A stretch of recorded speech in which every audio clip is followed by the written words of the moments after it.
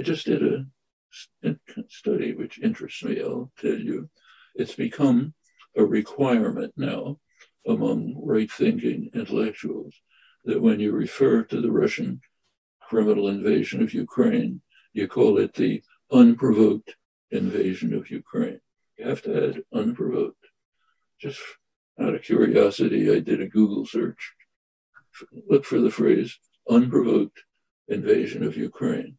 In 30 seconds, it gave 2.5 million hits. Again, out of curiosity, I looked for the phrase unprovoked invasion of Iraq. 11,000 hits, all of them from marginal anti-war publications. Well, that's interesting in itself. It's even more interesting when you look at the facts. The invasion of Iraq was totally unprovoked. There wasn't a particle of provocation.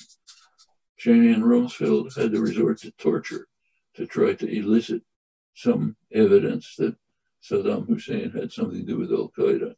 Even the vanishing weapons of mass destruction, if there'd been any reason to believe they existed, would have been no provocation. So it was totally unprovoked. But you can't say that. In contrast, the invasion of Ukraine was provoked. That in this crazy climate, you have to add the truism that that doesn't justify it. But there was plenty of provocation that run through the record. It's recognized by the director of the CIA, former director of the CIA, American ambassadors who've been protesting the provocation for 30 years. Protested right to the last minute. Jens Stoltenberg, General Secretary of NATO, just announced that since 2014, announced with pride, since 2014, NATO, meaning the United States, has been pouring weapons into Ukraine, training Ukrainian officers, running joint military exercises with them since 2014. Okay, that's provocation.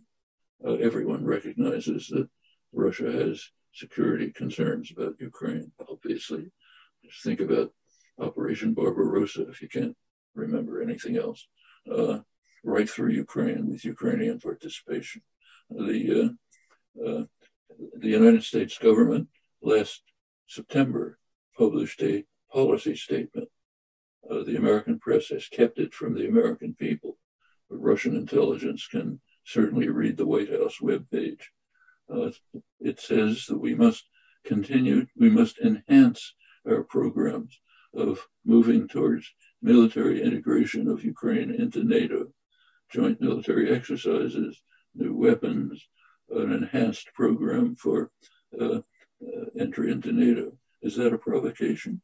Yes, it's a provocation. And it continued. The State Department has officially announced that prior to the invasion, the U.S. refused to consider any Russian security concerns. Okay? That's the State Department. So is there provocation? Obviously. But in a free society, every right-thinking person must say unprovoked invasion of Ukraine.